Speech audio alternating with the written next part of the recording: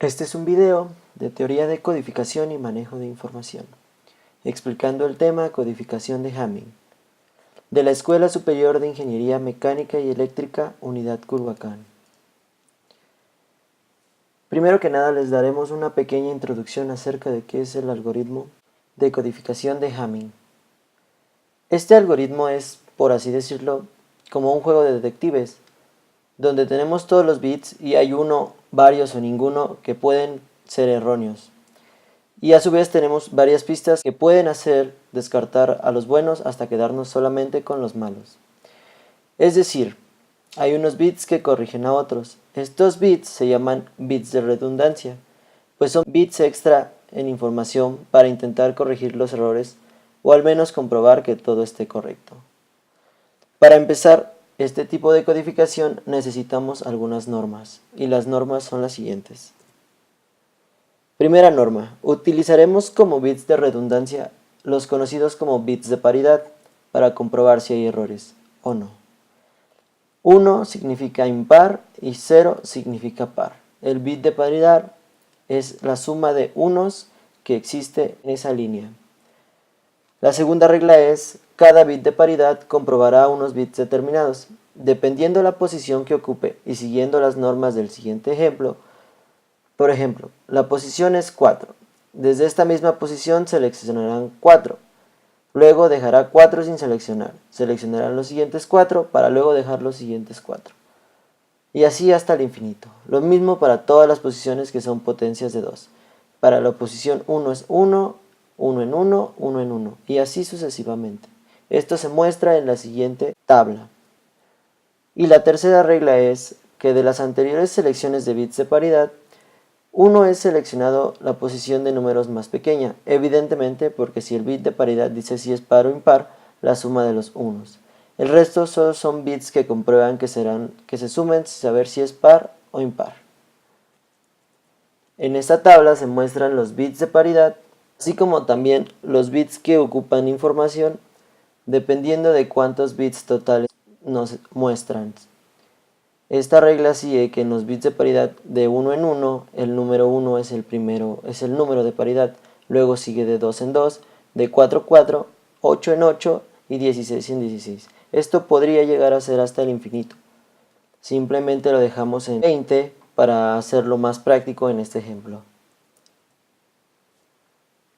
Veremos que la cadena de bits se compone de bits de datos y los bits de paridad mezclados. Vemos que los bits de paridad son las potencias de 2, 1, 2, 4, 8 y 16.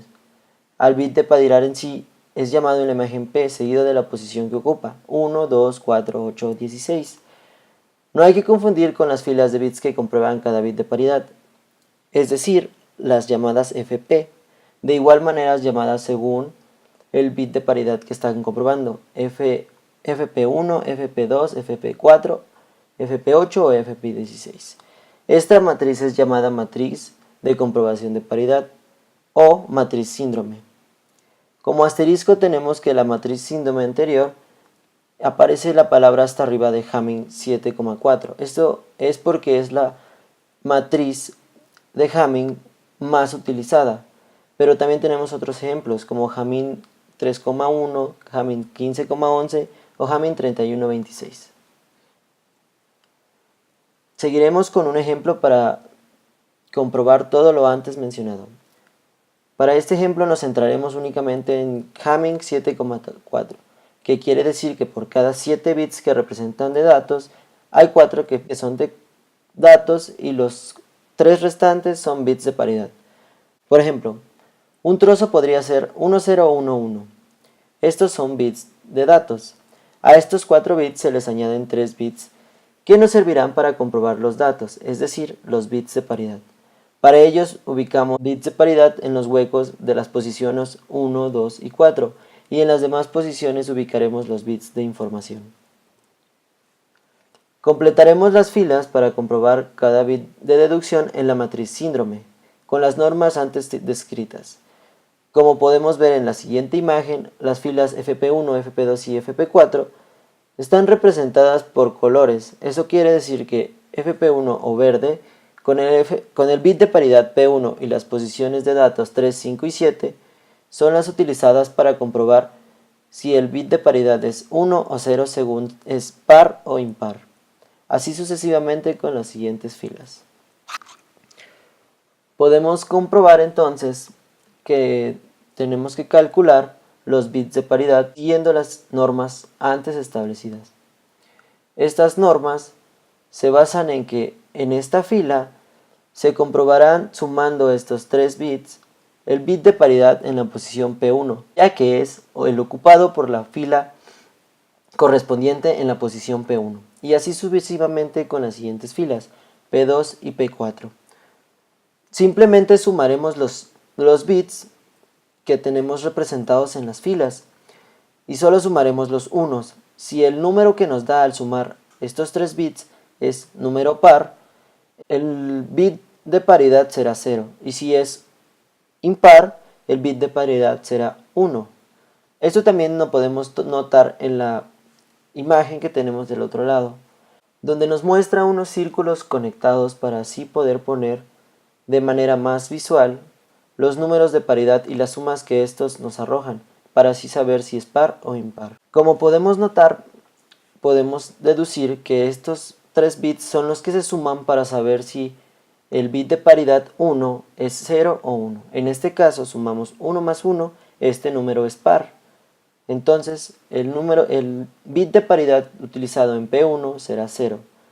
En el segundo caso la suma es impar, 1 más 1 más 1 es igual a 3. Entonces el bit de paridad será 1. En el caso de la fila de color azul, de P4, tenemos que la suma es 1 más 1 más 0. Esto es un bit par, lo que quiere decir que entonces el bit de paridad que utilizaremos en esa fila será 0.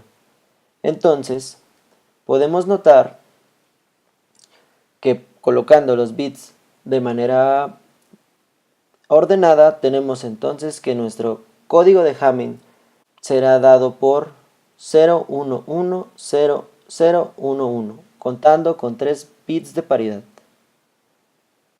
Ahora bien, esta codificación también nos sirve para la comprobación de datos o errores. Esto nos quiere decir que gracias a los bits de paridad podemos hacerles uso para hacer notar si los bits recibidos por la persona tienen algún tipo de error. Para empezar, lo primero que tenemos que hacer es lo mismo que hicimos anteriormente, que es rellenar la matriz síndrome. Calculamos los bits de paridad entonces. Estos son los bits dados o recibidos por la persona, y estos son los bits calculados de la misma manera que anteriormente. En este caso, sumaremos 1 más 0 más 1. Esto nos da un número par, lo cual quiere decir que es 0, y esto coincide con el de arriba. Entonces, esta fila o este bit de paridad no tiene ningún tipo de error. Seguimos con la siguiente fila.